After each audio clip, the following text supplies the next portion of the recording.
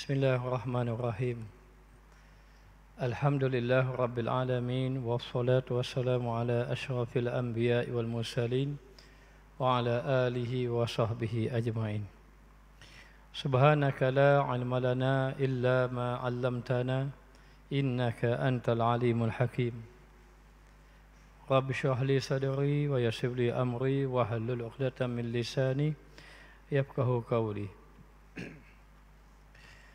Alhamdulillah, segala puja dan puji bagi Allah Subhanahu wa taala yang telah memberi nikmat kepada kita, dan Allah Subhanahu wa taala memberi kepada kita nikmat-nikmat anggota, sehingga dengan nikmat itu kita dapat bercakap, kita dapat melihat, kita dapat mendengar, memegang, berjalan. Semuanya itu adalah milik Allah Subhanahu wa taala. Salawat dan salam ke atas junjungan besar Nabi kita Muhammad sallallahu alaihi wasallam, dan seterusnya kepada mereka yang mengasihi, yang mengikuti Rasulullah sallallahu alaihi wasallam. Di antara nikmat yang Allah beri, nikmat anggota yang Allah Taala berikan kepada kita, maka antara nikmat yang terpenting adalah nikmat lisan, nikmat lidah. Allah Ta'ala mencipta lidah. Lidah itu kecil sahaja. Namun dengan lidah ini juga mendapat manfaat yang begitu besar dan membawa kebahagiaan yang berkekalan.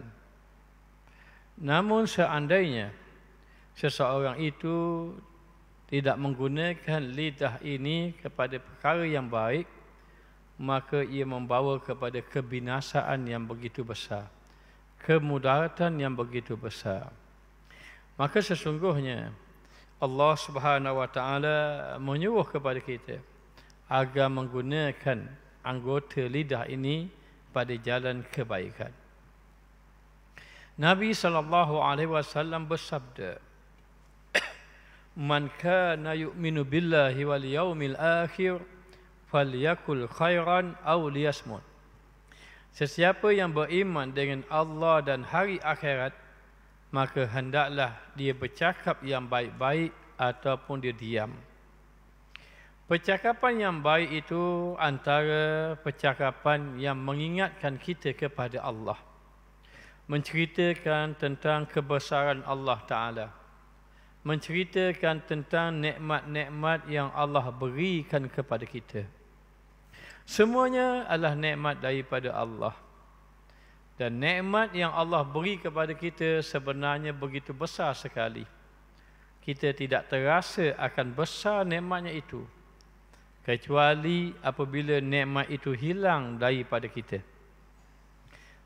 Ketika mana orang itu melihat, lalu hilanglah nikmat melihat, maka ketika itu baru dia sedar bahawa besarnya nikmat melihat. Maka demikianlah nikmat-nikmat yang lain.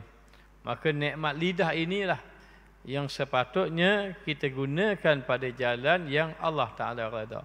Falyakul khairan, bercakaplah kamu dengan perkara yang baik. Yakni bercakap mengenai perkara yang mengingatkan kita kepada Allah, seperti menceritakan tentang kebesaran Allah, menceritakan tentang nikmat-nikmat Allah Subhanahu wa taala.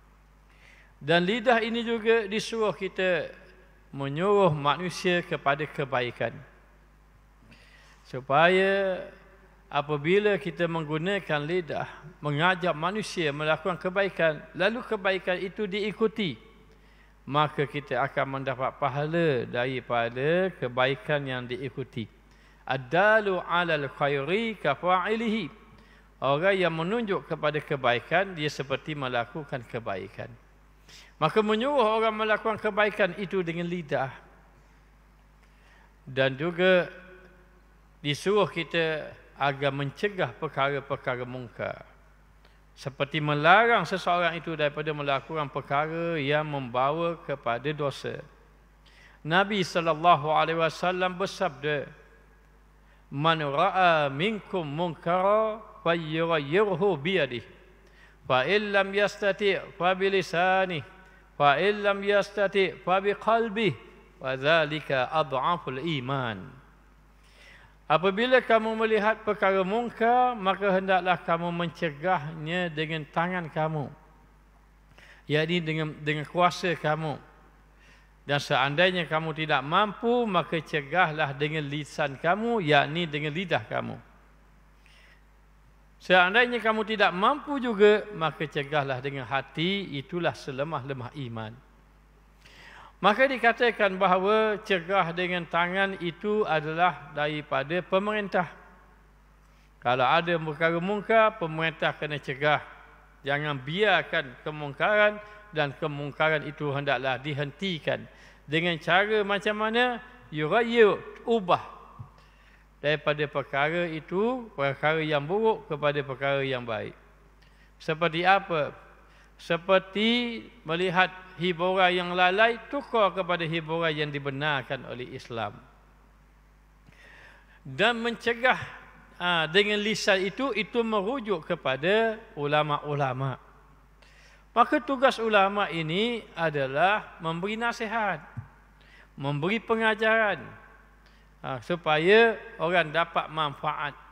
Maka lidah ini digunakan agar dengan lidah ini orang dapat mengetahui mana satu yang benar, mana satu yang batil, mana satu yang diperintahkan, mana satu yang dilarang oleh Allah Subhanahu wa taala.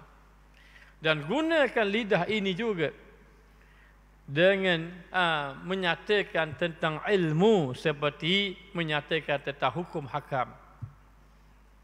Dan gunakan lidah ini dengan nasihat-nasihat yang baik. Ud'u ila rabbika bil hikmati wal mau'izatil hasanah. Kamu serulah manusia pada jalan yang baik, dengan bijaksana, dan juga dengan nasihat-nasihat yang baik. Suatu hari Al-Imam Hasanul Basri berjalan-jalan, lalu mendengar beberapa kumpulan bercakap perkara yang buruk terhadap jiran dia. Kata seorang itu, aku tengok jiran aku ini peliklah. Dia keluar daripada rumah, dia pakai baju terbalik. Kawan-kawan dia pakat suka belaka. Ketika itu lalu Imam Hasanul Basri. Imam Hasanul Basri memberitahu, Allah mencipta lidah bukan tujuan untuk itu. Bukan tujuan untuk menceritakan keaiban orang ataupun bercakap untuk orang lain, ketawakan pada orang lain, tidak. Bukan digunakan lidah untuk menyatakan buruk, mengumpat pada orang lain, tidak.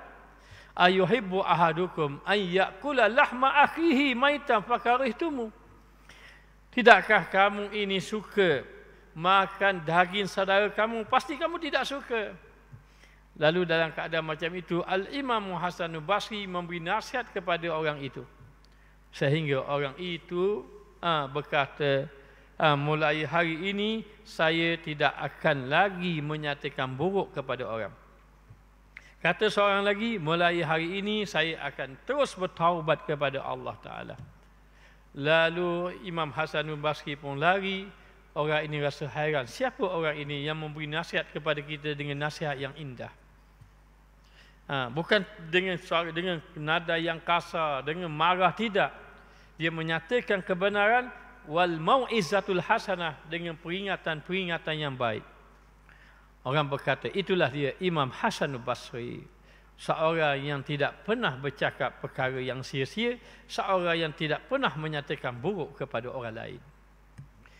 Sehingga ada dikatakan bahawa ada di kalangan mereka yang 40 tahun selepas pada Isyak tidak lagi bercakap kecuali berzikir, membaca Quran. Kerana apa? Kerana menjaga lidah. Nabi SAW memberitahu kepada kita, hendaklah kita ini melakukan 3 perkara. Apa dia? Yang pertama, hendaklah kamu ini banyakkan, hendaklah kamu ini amsik lisanaka, hendaklah kamu ini pegang lisan kamu, yakni kamu ini jaga lidah kamu. Yang pertama, jaga akan lidah kamu. Jangan menyatakan buruk kepada seseorang. Nabi SAW bersabda, bihasbi mri'in minasyarri an yahkira akhahu muslim. Seseorang itu dikira melakukan kesalahan, melakukan dosa bila mana dia mencela orang lain. Maka yang pertama Rasulullah pesan pada kita, yang pertama, jaga lidah kamu. Amsik lisanaka, jaga lidah kamu.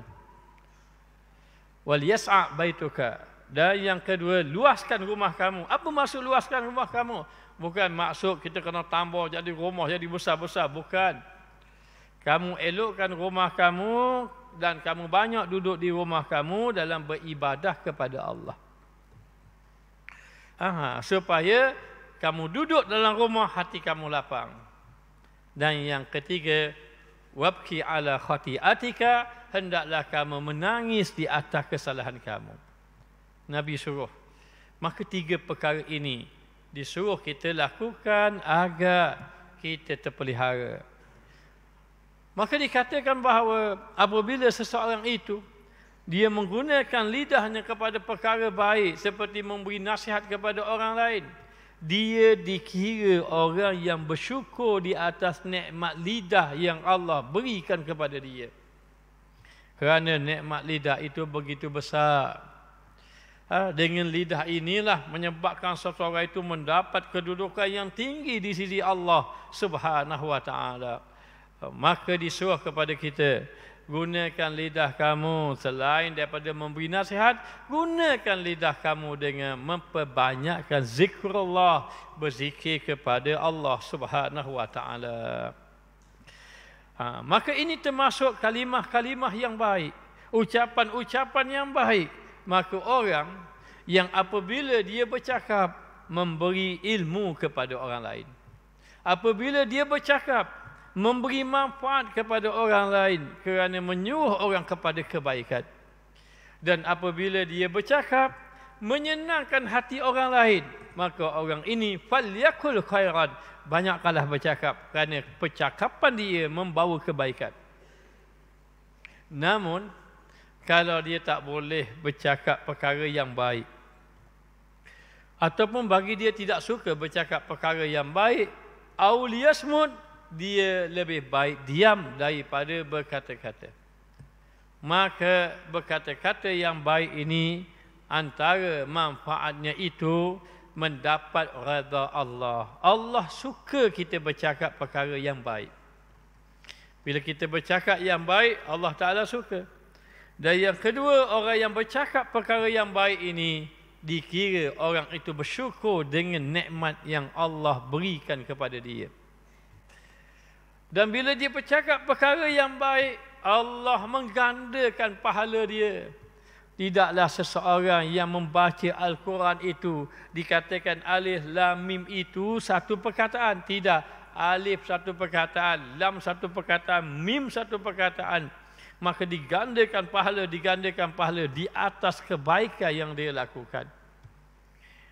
Maka bila dia menggunakan lisan dia, perkataan dia, mengeluarkan perkataan-perkataan yang baik, ini menunjukkan bahawa dia adalah orang yang mulia di sisi Allah Subhanahu wa taala. Mulia seseorang itu, lihat bagaimana kalamnya dengan orang lain, bagaimana percakapan dia dengan orang lain. Tetapi barang siapa yang tidak lurus lidahnya, maka tidak akan lurus hatinya. Bila hatinya tidak lurus, maka jauhlah dia dengan Allah. Barang siapa yang tidak lurus lidahnya, tidak lurus hatinya. Walaupun orang itu banyak ibadatnya. Maka diceritakan bahawa ada satu orang yang beribadat siang malam. Diceritakan satu orang wanita di zaman Nabi SAW yang mana ia ini ibadat siang malam. Namun Nabi mengatakan wahia finnar, dia adalah ahli neraka. Maka terkejut para sahabat, bagaimana mungkin seorang yang kuat beribadat di malam hari, beribadat di siang hari, beribadat tak akan tetapi menjadi ahli neraka? Lalu akhirnya terungkaplah kesalahannya. Rasulullah menyatakan bahawa beliau itu tidak mampu menjaga lidah. Dan di dalam kisah yang lain seorang lelaki pula, seorang lelaki yang dia terlibat dalam peperangan Uhud. Maka terlibat di dalam peperangan Uhud ini satu amalan yang baik, berjihad fisabilillah. Lalu mati dia dalam medan Uhud. Dia mati dalam peperangan Uhud. Wa alik rumah jenazah dia itu. Lalu orang berkata, untunglah dia menjadi ahli syurga. Rasulullah kata, belum tentu. Kenapa belum tentu? Kan dia sudah mati di medan jihad.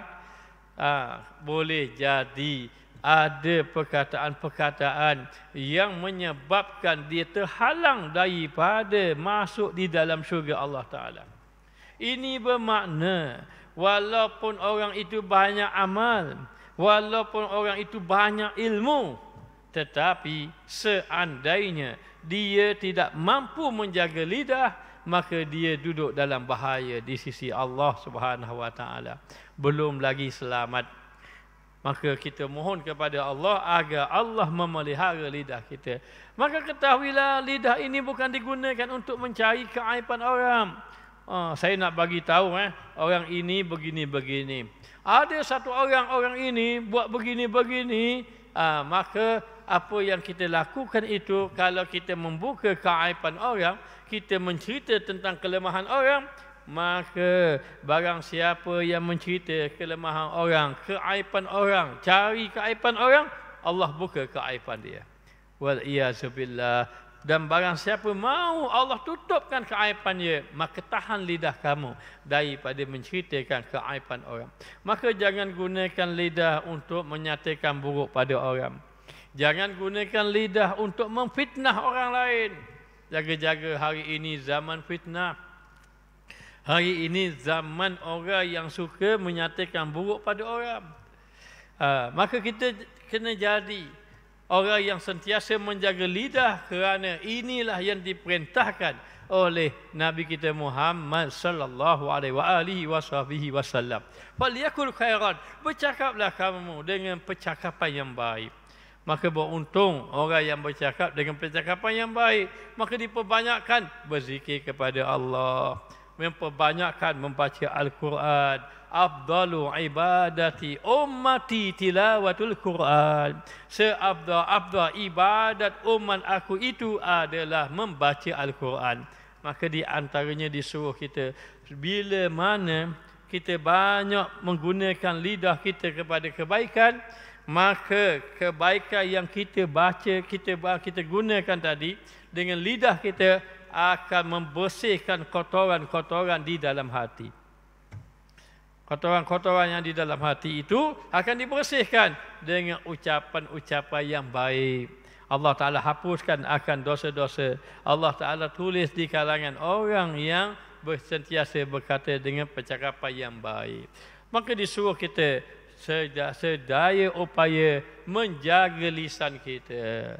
Diceritakan bahawa ada satu orang ibu, dia melihat anak dia ni bermain-main di hadapan Rasulullah. Budak kecil biasalah kadang-kadang bermain-main di depan Rasulullah, tapi sang ibu tengok, ini anak dia tidak layak, tidak sepatutnya anak dia main depan Rasulullah pula. Maka dia panggil anak dia. Bila dia panggil anak dia, Rasulullah tanya tujuan apa kamu panggil. Jadi tujuan dia panggil supaya anak dia ni tak ganggu Rasulullah. Tapi dia kata nak bagi makan. Rasulullah mengatakan, seandainya kamu tidak memberi makan, maka tertulis kamu seorang pendusta. Padahal nak panggil anak dia seorang pendusta, tertulis kamu seorang pendusta. Maka tahulah bagaimana Rasulullah mentabiah sahabatnya agar sentiasa menjaga lidah. Maka demikianlah disuruh kita. Kerana apa? Kerana dengan lidah inilah juga menyebabkan seorang itu mendapat kedudukan yang tinggi di sisi Allah Ta'ala. Ucapan subhanallah memenuhi mizan. Ucapan alhamdulillah memenuhi mizan. Timbangan dekat negeri akhirat. Dengan ucapan alhamdulillah, ucapan la ilaha illallah boleh membawa kepada seorang itu jauh daripada azab Allah Ta'ala, dekat dengan syurga Allah Subhanahu Wa Ta'ala. Maka demikianlah disuruh kepada kita agar sentiasa menjaga lidah. Seandainya kita terjatuh dengan kesalahan kita, maka banyakkan beristighfar kepada Allah Ta'ala. Dan andainya kita merasakan bahawa percakapan kita ini banyak membawa kepada sia-sia, maka hendaklah ditinggalkan. Nabi sallallahu alaihi wasallam bersabda, min husni islami mar'i tauquhu ma la ya'nihi. Daripada keelokan orang Islam itu, hendaklah dia meninggalkan perkara yang tidak memberi manfaat dari segi perbuatan dan juga dari segi perkataan. Dan Allah Ta'ala berfirman, ma yalfadhu min qawlin illa ladaihi raqibun atid. Tidaklah keluar daripada ucapan kamu, daripada lidah kamu, tidaklah sesuatu yang kamu lapaskan kecuali ada raqib dan atid. Maka moga-moga Allah Subhanahu Wa Ta'ala mengampunkan akan kesalahan kita, terutama yang berkaitan dengan lidah. Oleh itu para jemaah, kita kena jadikan lidah kita ini menggunakan perkara ataupun perkataan-perkataan yang baik. Lalu dikatakan bahawa seandainya kamu tidak mampu bercakap yang baik-baik, aulia smut, hendaklah kamu diam. Maka diam ini bukan bermakna diam daripada kebenaran. Apabila nampak benda batil, boleh kita bercakap supaya orang dapat mengetahui ini batil. Tetapi diam ini diam daripada berkata perkara yang sia-sia. Diam daripada perkara yang membawa kepada dosa. Maka sahabat bertanya kepada Rasulullah, apakah yang membawa kepada keselamatan? Maka Nabi mengatakan, siapa yang diam, siapa yang banyak diam, maka dia akan selamat. Siapa yang banyak diam, dia selamat daripada bercakap yang buruk-buruk, baik dia diam. Kenapa? Kerana bila dia diam ini, dalam keadaan dia lebih selamat, terjaga. Maka ulama mengatakan, di antara faedah seorang itu diam, yang pertama, terselamat dia daripada menyatakan buruk kepada orang lain. Bila dia diam, maka dia selamat daripada menyatakan buruk kepada orang lain. Dan diam juga membawa kepada kebijaksanaan. Bila dia diam, dia akan mendengar percakapan yang baik, maka dia akan mengambil percakapan yang baik. Maka banyak orang-orang yang soleh, mereka mengamalkan banyak berdiam diri. Tetapi berdiam diri bukan sekadar berdiam kosong. Ulama mengatakan yang dimasukkan falyasmut, hendaklah diam. Diam kamu daripada bertutur, tetapi hati kamu sentiasa berzikir kepada Allah. Hati sentiasa mengingati Allah Subhanahu Wa Ta'ala. Maka bila diam saja, selamat daripada kemudaratan orang lain. Supaya orang tidak menyatakan buruk pada kita, ataupun orang tidak menzalimi kita dengan sebab kita diam diri. Namun apabila ada perkara yang perlu kita nyatakan, maka nyatakan. Bercakaplah dengan percakapan yang baik-baik agar Allah Subhanahu Wa Ta'ala memberi kebaikan kepada kita. Maka disuruh kepada kita agar sentiasa menggunakan lidah kita ini menyatakan perkara yang baik, dengan cara kita ini hendaklah berdampingan dengan orang-orang yang baik. Cintailah orang-orang yang soleh, kerana orang yang soleh ini ada 3 sifat. Orang yang baik ini ada 3 tanda dia. Yang pertama, apabila dia bercakap, maka percakapan dia itu memberi ilmu kepada kita. Yang kedua, apabila kita bergaul dengan dia, pergaulan dia itu mengubah akan akhlak kita. Dan yang ketiga, apabila kita bersahabat dengan dia, mengingatkan kita kepada Allah Subhanahu Wa Ta'ala. Maka para sahabat, kalau dia duduk depan Rasulullah SAW, dia tak banyak cakap. Kenapa? Kerana masing-masing menunggu ilmu yang datang daripada Nabi SAW. Dan Rasulullah SAW satu ketika dialah orang yang paling banyak diam. Kenapa Rasulullah banyak diam? Kerana Rasulullah banyak diam kerana Rasulullah memikirkan akan umat dia. Rasulullah banyak diam kerana Rasulullah banyak memikirkan akhirat. Tetapi ketika mana Rasulullah bersama dengan sahabat, satu ketika Rasulullah banyak bercakap. Kerana Rasulullah banyak bercakap, Rasulullah memberi nasihat kepada para sahabat. Rasulullah memberi ilmu kepada para sahabat. Maka Rasulullah adalah contoh yang paling baik. Dan maka Rasulullah menyuruh kita agar sentiasa menjaga lidah. Datang satu orang sahabat berjumpa dengan Nabi SAW. Ya Rasulullah, berikan saya satu amalan. Yang mana bila saja Rasulullah beri saya amalan, cukup saya tidak perlu tanya pada orang lain. Tetapi membawa saya masuk di dalam syurga Allah Ta'ala. Lalu Rasulullah mengatakan, Kul Rabbi Allah. Katakanlah, Tuhan aku adalah Allah. Dalam riwayat yang lain, Kul amantu billah. Katakanlah, aku beriman dengan Allah Ta'ala. Sumastaqim. Kemudian istiqamahlah kamu di atas keimanan. Istiqamahlah kamu di atas ubudiyah kamu kepada Allah. Lepas daripada itu sahabat bertanya lagi pada Rasulullah. Ya Rasulullah, apakah yang engkau bimbang terhadap diri aku? Lalu Rasulullah menyatakan bahawa yang aku bimbang terhadap diri kamu adalah tentang lidah kamu. Oleh itu jagalah lidah kamu. Jagalah lidah kamu. Lalu Rasulullah SAW berpesan kepada sahabat. Kerana apa? Kerana tergelincirnya lidah membawa kepada kebinasaan.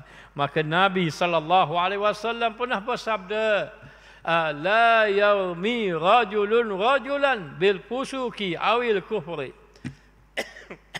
Jangan kamu lemparkan tuduhan kepada orang lain. Jangan kamu lemparkan tuduhan kepada orang lain bil fusuq, dengan kejahatan. Hei si fasik, hei si jahat, hei si munafik.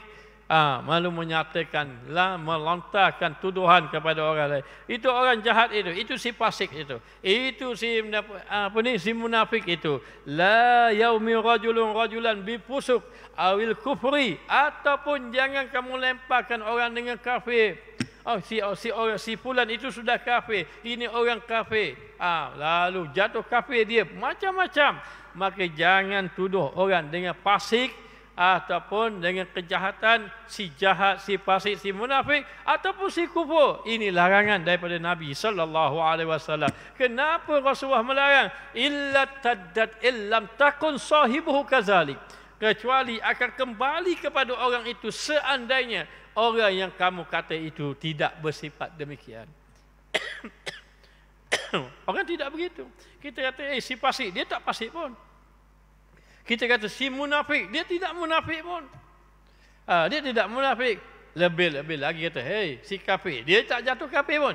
Illa taddat illam takun sahibuhu kadzalik. Kecuali akan kembali balik perkataan itu kepada orang yang dikata dengan seandainya orang yang dituduh itu dilemparkan tuduhan itu tidak bersifat demikian. Jaga-jaga. Sebab itu dikatakan kesan daripada lidah inilah cukup bahaya. Lalu sahabat pernah bertanya kepada Rasulullah, apakah jaminan Rasulullah untuk seorang itu masuk dalam syurga? Rasulullah mengatakan, aku jamin orang itu masuk dalam syurga seandainya dia boleh menjaga di antara dua rahang dia. Apa makna dua rahang dia? Yakni lidah dia. Kalau dia dapat menjaga di antara dua rahang dia dan dia dapat menjaga antara dua kakinya, yakni kemaluannya. Maka kalau dia boleh jaga dua anggota ini, aku jamin dia masuk dalam syurga. Apa yang berlaku? Sehingga sahabat takut. Ada sahabat yang banyak diam diri, tak banyak bercakap. Ada sahabat kalau dia bercakap pun, bercakap perkara yang baik-baik. Dalam keadaan sentiasa menjaga lidah. Terbukti Sayyidina Abu Bakar As-Siddiq, dia jaga lidah dia sampai dia letak batu kerikil. Batu-batu dia letak dalam mulut dia. Dia letak dalam mulut dia. Kerana apa? Kerana tidak mahu bercakap banyak. Kalau dia cakap benda yang sia-sia, saya akan ditelan batu tadi. Lantaran begitu. Dan sahabat pernah bertanya pada Rasulullah, apakah anggota yang membahayakan? Rasulullah tunjuk lidah. Lidah ini amat membahaya sekali.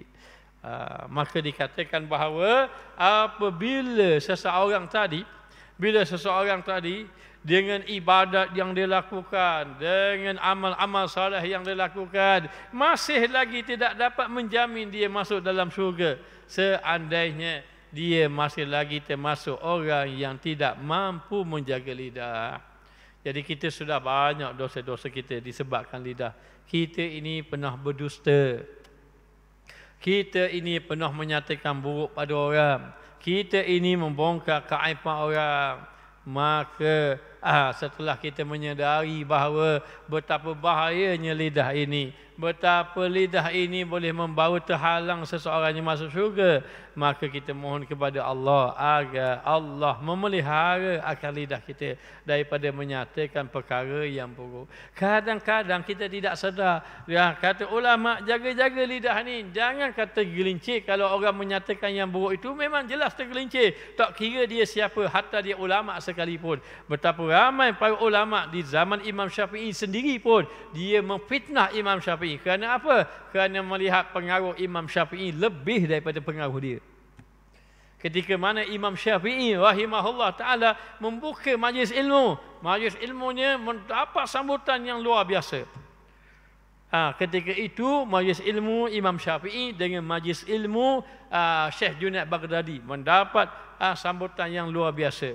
Sehingga ulama-ulama di zamannya ada juga yang dengki kepada dia, lalu memfitnah Al-Imam Syafi'i. Begitu juga dengan Imam Al-Ghazali. Imam Al-Ghazali, seorang ulama yang masyhur, yang hebat, tetap difitnah. Kerana apa? Kerana dengki. Lalu menyatakan dengan lidah, menyatakan Imam Syafi'i begini-begini, Imam Al-Ghazali begini-begini.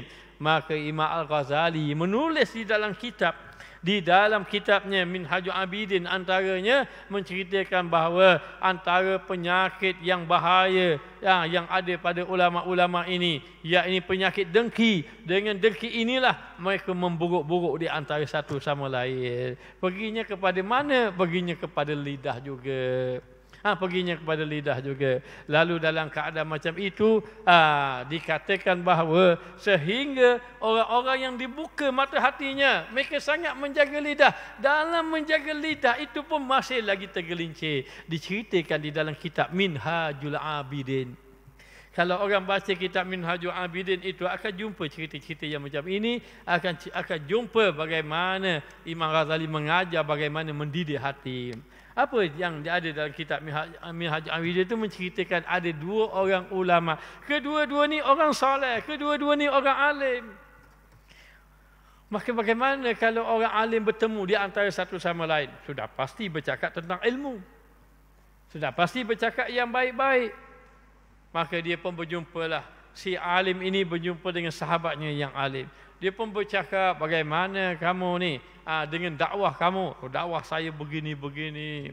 Apa kitab yang kamu baca? Saya baca kitab ini. Apa perbahasan ilmu? Saya membahaskan tentang begini-begini. Semuanya dalam majlis itu, majlis yang membawa kepada kebaikan, bercakap yang baik. Habis dalam bercakap-cakap ini, bersembang dua orang ulama tadi, lalulah dia pun nak balik. Salah seorang nak balik, sebelum balik berkata seorang daripada dia, antara majlis yang saya duduk, di antara tempat majlis yang saya duduk, majlis inilah yang paling saya suka. Kata seorang tu. Yang seorang lagi kata, antara majlis yang saya duduk, majlis inilah majlis yang membinasakan saya. Terkejut dia. Kenapa kamu kata majlis ini majlis yang membinasakan? Tidakkah kita daripada tadi sampai sekarang ini kita bercakap perkara yang baik-baik? Ya, memang benar. Bila kita bertemu, kita bercakap perkara yang baik. Engkau menceritakan tentang ilmu engkau. Aku menceritakan tentang ilmu aku. Engkau menceritakan tentang dakwah engkau. Aku menceritakan tentang dakwah aku. Tapi aku merasakan, tanpa aku sedar, aku merasakan ketika mana kita bercakap, kita telah kena penyakit bangga. Penyakit bangga, penyakit rasa ujub, rasa aku hebat, aku lebih hebat daripada dia. Maka dalam bercakap yang baik pun rasa-rasa tergelincir juga. Ulama yang dahulu dia bercakap yang baik-baik pun dia rasa tergelincir. Bagaimana dengan kita? Bagaimana dengan kita? Sebab itu dikatakan bahawa kita kena ingat memperingati. Bukan sahaja bercakap ini orang yang baik, tidak. Tetapi sebenarnya ingat memperingati. Kita bukan orang yang saleh. Kita banyak dosa. Maka kita gunalah lidah kita kepada kebaikan. Namun ketahuilah, ada satu ulama yang dia bertaubat kerana berzikir pada Allah. Pernah dengar kok? Pernah dengar lah. Adakah kita pernah mendengar orang itu, seorang ulama, dia menyebut kalimah Allah, dia bertaubat kepada Allah. Kerana apa? Kerana dia merasa bersalah, menangis dia. Dan siapakah ia? Ia adalah Al-Imam Junaid Baghdadi. Imam Junaid Baghdadi, dia ada kedai. Kedainya di pasar. Kedainya di pasar. Bila di pasar, dia ni ada upah satu orang yang menjaga kedai dia. Upah jaga kedai dia. Jadi tiba-tiba satu hari orang memberitahu di pasar sana ada berlaku kebakaran. Maka dia tanya pasar yang mana satu? Pasar Bukit Besar ke? Pasar Bukit Cabang 3 ke? Pasar Kedah Payang? Contohnya. Kalau Terengganu ada pasar itulah yang masyhurnya. Pasar Cabang 3, Pasar Bukit Payung, Bukit Besar. Pasar yang mana satu? Oh, Pasar Kedah Payang. Contohnya, contoh. Dia pun sebut pasar ni. Masa ketika itu, pasarnya itu, dan pasar yang terbakar, ada kedainya di situ. Lalu dia kata, pasar itu terbakar. Ya, sekarang ini api tengah marak, tengah makan kedai, satu-satu kedai makan. Maka dia berdoa pada Allah. Kalau betul lah pasar itu yang terbakar, di belah mana terbakar, di kawasan itu yang terbakar, di situ ada kedai aku. Maka Syekh Junaid Baghdadi berdoa kepada Allah Ta'ala agar Allah Ta'ala selamatkan kedai dia. Maka dengan berkat doa sang soleh ini, doa Imam yang Syekh Junaid Baghdadi, maka doanya dikabulkan oleh Allah. Dia pergi ke pasar tadi, benar di kawasan kedai dia itulah ada berlaku kebakaran, tapi yang ajaibnya, kedai orang lain terbakar, kedai dia tak terbakar.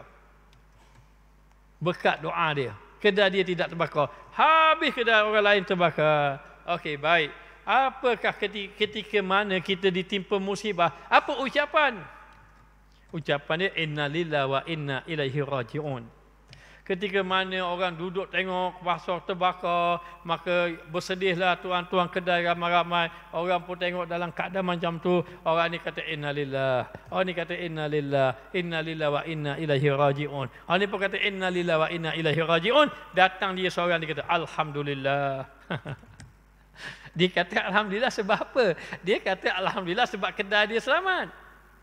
Dia kata alhamdulillah sebab dia tengok kedai itu selamat. Tapi ucapan alhamdulillah itu didengari oleh orang-orang yang lain yang ucapan innalillahi wa inna ilaihi raji'un. Maka dia merasa bersalah. Tidak sewajarnya aku ucap alhamdulillah. Ketika mana orang-orang lain mengatakan innalillahi wa inna ilaihi raji'un, maka apa yang berlaku kepada dia? Dia bertaubat kepada Allah. Menangis siang malam, menangis siang malam. Sehingga orang tanya dia, ya Imam Junaid Baghdadi, apakah yang menyebabkan engkau menangis demikian rupa? Kamu buat apa? Aku telah melakukan satu kesalahan. Apa yang kamu lakukan? Aku mengucapkan, aku bertaubat di atas kalimah alhamdulillah. Bermakna ada ulama yang dia bertaubat kepada Allah kerana ucapan zikrullah. Kerana merasa bersalah. Demikianlah orang-orang dahulu. Orang-orang dahulu yang salafus saleh, orang-orang yang saleh. Maka Syekh Junaid Baghdadi adalah satu orang yang dia bertaubat kepada Allah disebabkan zikrullah, iaitu dia sebab kalimah alhamdulillah. Sebab itu dikatakan bahawa bukan senang nak menjaga lidah. Para ulama pun kadang-kadang tergelincir dengan lidahnya. Orang-orang soleh pun kadang-kadang tergelincir dengan lidahnya. Maka benarlah apa yang berlaku di zaman Nabi dahulu. Nabi SAW pernah menjamin satu orang-orang tua menjadi ahli syurga. Maka sahabat hairan. Apa istimewa orang tua ini? Dia masuk pun dia dah tak larat pergi ke masjid. Sahabat-sahabat yang lain ada depan mata, Nabi tak kata si anu ini ahli syurga, orang ni ahli syurga. Tapi Nabi sebut akan masuk daripada pintu itu ahli syurga. Masuk orang tua dah, tiba-tiba dijamin syurga. Hairan orang, sahabat pun hairan. Tidak dikenali orang sembahyang banyak, tidak dikenali orang yang sedekah banyak, tidak dikenali dengan orang yang banyak baca Quran, tidak. Tapi bila siasat-siasat, tidak ada amalan pun yang sebagaimana sahabat-sahabat Nabi yang lain. Tapi Nabi jamin dia syurga. Rupa-rupa di siasat-siasat, dia tidak pernah gunakan lidahnya menyatakan buruk pada orang lain. Itulah yang menyebabkan dia dijamin syurga. Segala kesalahan orang, kalau ada orang buat salah, dia maafkan dia. Tapi dia tidak pernah menggunakan lidahnya untuk menyatakan buruk kepada orang lain. Sahabat dapat tahu, munasabahlah orang kata. Memang layak sungguhlah. Allah Rasulullah menjamin dia syurga. Kerana orang yang mampu menjaga lidah, menahan lidah dia termasuk orang yang mempunyai akhlak yang mulia. Maka akhlak yang mulia ini lebih berat timbangan dia daripada amal ibadat. Amal ibadat. Maka amal ibadat tapi tak mampu jaga lidah, menjaga akhlak ini lebih besar kedudukannya di sisi Allah Subhanahu wa taala. Dan terakhir menceritakan bahawa bagaimana Syekh Junaid Baghdadi, seorang ulama sufi, guru kepada ahli ulama-ulama tasawuf. Di antara guru ulama-ulama tasawuf antaranya Al-Syekh Junaid Baghdadi. Satu hari dia ini berjalan-jalan, dia nampak satu orang anak muda. Anak muda yang gagah lagi. Bukan kata sakit, masih lagi gagah. Lalu dia berkata pada anak muda tadi. Dia kata daripada jauh. Dia tengok anak muda. Apa anak muda tu buat? Anak muda tu jumpa orang, tuduh tangan, minta sedekah. Apa dia kata? Dia berkata di dalam hati. Bukan kata dengan lidah. Dia kata dalam hati. Dia kata anak muda itu alangkah baiknya dia bekerja tidak meminta-minta. Kalau kita tengok benar kenyataan itu. Sebab apa? Anak muda itu sehat. Bukan kata sakit.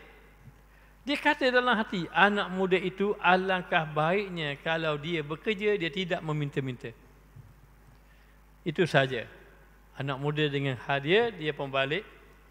Malam itu Syekh Junaid Baghdadi tidur, mimpi. Dalam mimpi itu, orang bawa satu mayat ke dia. Dalam mimpi itu, dia letakkan mayat di atas meja yang panjang. Dia duduk depan meja itu meja panjang. Orang angkat, letak mayat depan mata dia. Kemudian orang pun letak pisau, letak pinggan.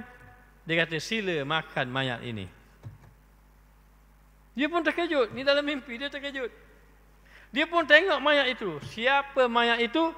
Mayat itulah mayat anak muda yang dia kata sebelum siang tadi. Dia kata siang tadi, anak muda ini alangkah baiknya dia bekerja tidak meminta-minta. Malam itu mimpi mayat anak muda itu depan mata dia. Maka kata orang itu, makan mayat ini. Dia kata, kenapa kamu suruh saya makan? Sudah pasti saya tidak mau makan. Sebagaimana Allah Ta'ala berfirman, ayuhibbu ahadukum an ya'kula lahma akhihi maitan fakarihtumu. Adakah kamu suka makan daging saudara kamu, nasihat kamu tak suka? Maka dia kata, kenapa saya perlu makan bangkai ini, mayat ini? Dia kata, kenapa saya perlu makan? Apa kata orang yang suruh dia makan? Dia kata, tidakkah kamu menyatakan buruk pada anak muda ini? Dia kata apa? Saya hanya berkata di dalam hati. Walaupun di dalam hati, tidak pantas kamu itu berkata demikian kepada anak muda tadi. Terkejut dia daripada tidur. Lihat, Allah Ta'ala jaga orang yang soleh. Apa yang berlaku? Dia menangis, dia bertaubat pada Allah. Bertaubat kepada Allah. Walaupun dia berkata dalam hati, bukan lidah. Itu berkata dalam hati, belum lagi lidah. Lalu dia menyesal. Dan dia bertaubat kepada Allah. Dia menangis. Lalu dia mencari orang anak muda tu. Tapi tak jumpa anak muda tu. Dia cari tak jumpa, dia cari tak jumpa, dia cari tak jumpa. Beberapa hari tak jumpa, selagi mana dia tak jumpa, selagi tu dia cari. Akhir sekali dia jumpa anak muda tu, dia masih cam lagi anak muda. Dia pergi jumpa anak muda tadi, dia pergi ke anak muda paling ke dia. Anak muda tu kata, "Mu nak kata lagi kat aku?" Terkejut dia. Terkejut dia. Mu nak kata lagi kat aku? Ya, terkejut dia masa ketika itu. Dia tidak mau lagi, bahkan dia sudah bertaubat kepada Allah Subhanahu wa taala. Oh, demikianlah agama kita mengajar kita agar menjaga lidah. Menjaga lidah supaya lidah ini membawa kita ke syurga. Lidah ini membawa kebaikan kepada kita. Bagaimana nak jaga lidah kita jadi kita bercakap yang baik-baik? Sibukkan lidah kita dengan kebaikan. Kalau lidah kita tidak sibuk dengan kebaikan, dia akan pergi kepada kebinasaan. Maka disibukkan dengan berzikir, dengan membaca kitab, dengan membaca nasihat-nasihat. Kalau kita boleh beri nasihat-nasihat, kalau tak boleh kita baca nasihat-nasihat orang lain. Sebab itu Allah Ta'ala merakamkan di dalam Al-Quran kisah Luqmanul Hakim. Luqmanul Hakim memberi nasihat kepada anaknya, dirakamkan di dalam Al-Quran. Ya bunayya aqimis salat wa'mur bil ma'ruf wanha 'anil munkar wasbir 'ala ma asabak inna dzalika min azmil umur. Wahai anakku yang tercinta, dirikanlah sembahyang, suruh orang buat baik, larang orang buat perkara mungkar, sabar di atas musibah yang kamu kenakan, yang Allah uji pada kamu, dan itulah amalan yang utama. Orang berkata kepada Luqmanul Hakim, kenapa nasihat kamu diikuti sampai orang berbondong-bondong beramai-ramai datang kepada Luqmanul Hakim minta nasihat? Apa yang Luqmanul Hakim beri nasihat itu, itulah yang diberi nasihat pada orang lain. Tapi apa beza kalau kita kata pada anak kita, wahai anakku, dirikan sembahyang. Luqmanul Hakim pun beri nasihat kepada anak, wahai anakku, dirikan sembahyang. Tapi nasihat Luqmanul Hakim itu dirakamkan di dalam Al-Quran. Kerana apa? Nasihat Luqmanul Hakim itu memberi kesan kepada hati orang yang mendengar nasihat dia. Sehingga dikatakan Luqmanul Hakim, setiap hari orang datang minta nasihat, cukup dengan nasihat menjadi orang berubah. Orang ahli maksiat tiba-tiba nak jumpa Luqmanul Hakim. Luqmanul Hakim beri nasihat, tinggalkan maksiat, terus tinggal. Terus tinggal maksiat. Lalu ditanya, apakah yang menyebabkan nasihat kamu diikuti? Kata Luqmanul Hakim, kerana apa? Kerana orang yang boleh memberi nasihat yang baik, mesti orang itu mempunyai lidah yang baik. Kalau kita ni siang malam duk cela orang, duk kata ke orang, duk cari tu, lepas tu kita nasihat ke orang kebaikan, orang tak ikut. Maka dikatakan bahawa Luqmanul Hakim ini tidak pernah menggunakan lidahnya menyatakan keburukan, mengeluarkan perkara yang buruk-buruk, tidak pernah. Sehingga percakapan dia memberi kesan. Bahkan pernah orang datang pada dia. Orang datang pada dia. Dikatakan Luqmanul Hakim ini orang yang berkulit hitam.